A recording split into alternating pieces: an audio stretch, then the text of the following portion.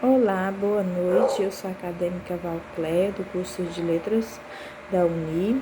Estou aqui para apresentar um trabalho sobre a coordenação da professora Luísa na disciplina de literatura africana. Eu vou falar um pouquinho sobre Mia Couto, sobre a literatura, a oralidade e os caminhos. Mia Couto, ele é um escritor moçambicano e a sua obra é pautada numa convivência com a tradição, com a história e os modos de ser dos moçambicanos.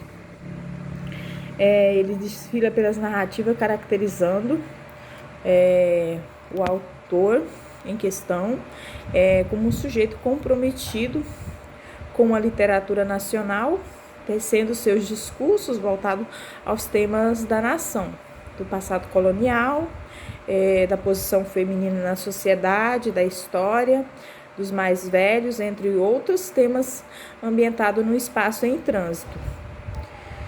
Também os costumes diversos e culturas, também diversificados, convivem num ambiente caótico, em que a tradição e modernidade andam em tensões e trânsitos identitários. Ao discutir a oralidade, a escrita, pensamos na importância que o primeiro termo assume numa sociedade agráfica. Percebendo que a história se faz pelo registro oral para depois tornar-se cultura escrita. O escritor em questão, ao fazer essa escolha da oralidade, faz na língua daquele que colonizou seu país ao criar a partir de uma matriz linguística diferenciada dos idiomas falados em seu país. Ele se compromete num processo de reinvenção da língua portuguesa, fornecendo elementos para a compreensão do sociocultural moçambicano. A ficção a escrita de Mia Couto, ela ressalta a memória, a história do povo moçambicano. Assim, ao longo do século XVI, o Portugal impôs controle militar sobre a região e, aos poucos, o Império Africano entrou em declínio. O comércio de escravos tornou-se a principal atividade, sendo em 1752, Portugal nomeou um capitão-geral para a colônia. Ainda informa que, em fins do século XIX, a exploração de grande parte do território ficou a cargo das companhias privadas. Foram introduzidas as monoculturas de algodão e arroz, que até o século XX ainda empregavam o trabalho forçado.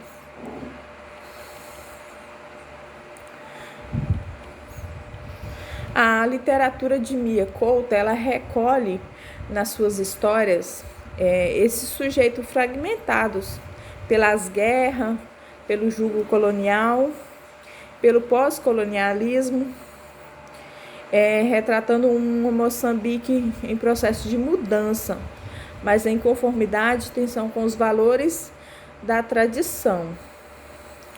Nas literaturas africanas de língua portuguesa, mais especificamente a literatura de Moçambique, encontramos em Mia Couto o artista da palavra do recurso vocabular, na qual a oralidade, a escrita se mesclam num determinado aos domínios de outra, sem perda cultural.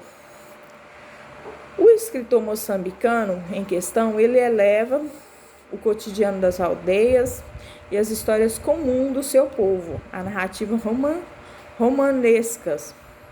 Apropria-se do conto que, como instrumento de refração das epopeias em páginas de magia, histórias, ensinamento na figura da criança, da natureza, que imposta as falas do povo moçambicano. Do rio que mais parece gente. Suas narrativas recriam a humanidade e lhe devolvem a beleza de um mundo atravessado pela colonização e que se reinventou. Mia Couto, ele recolhe também nas suas histórias esse sujeito fragmentado pela guerra, pelo jugo colonial, pelo pós-colonialismo, retratando o Moçambique em processo de mudança, mas em conformidade e tensão com os valores da tradição. Ele vislumbra o jogo das identidades, né? As mulheres, os homens, as crianças e os velhos, na ficção de Mia Couto, se imbricam em identidade de pertença. É um povo que se pertence.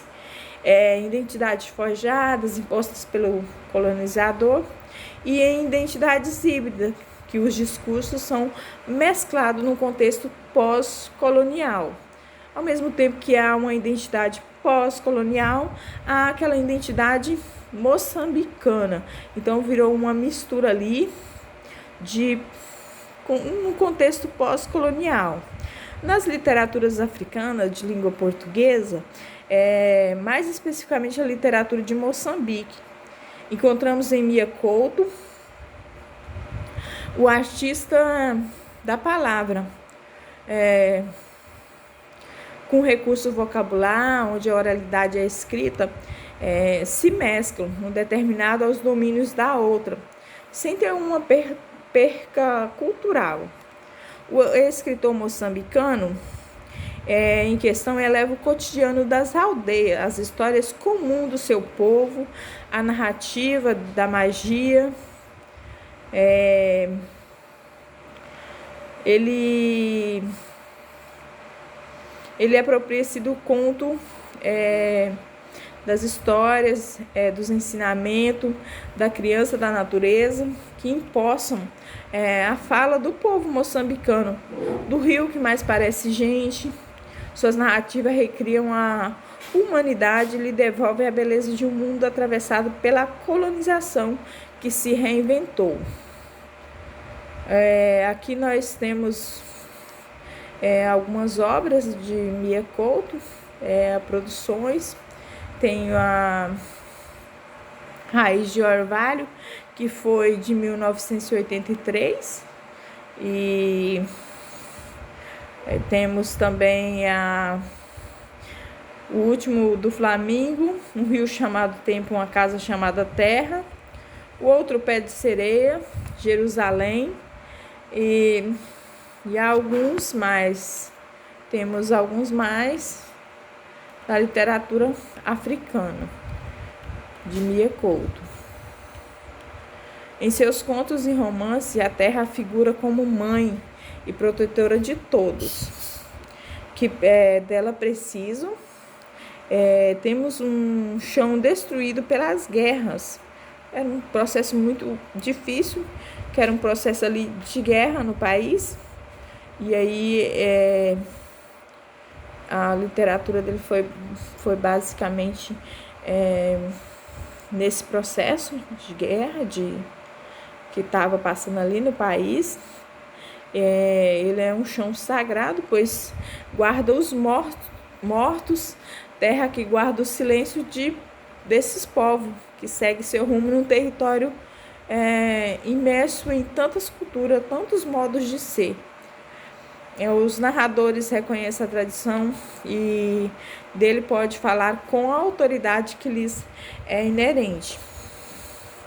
A oralidade é elemento fundamental para a absorção da história e maior semelhança dos fatos e do valor cultural que é impresso na narrativa de Mia Couto.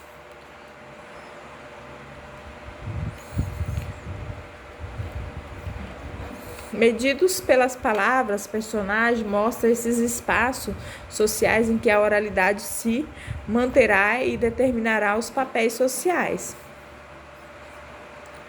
E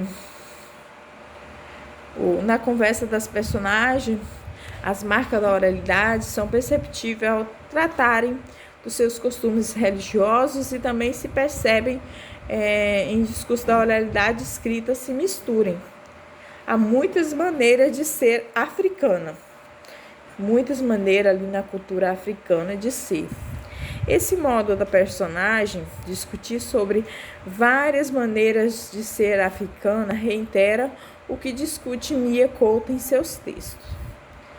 Em Moçambique, o aspecto da colonização portuguesa, tais como a religião, a língua, entre outros, passam também a compor de forma múltipla as identidades e as culturas que fazem esses povos de tantos trânsitos culturais.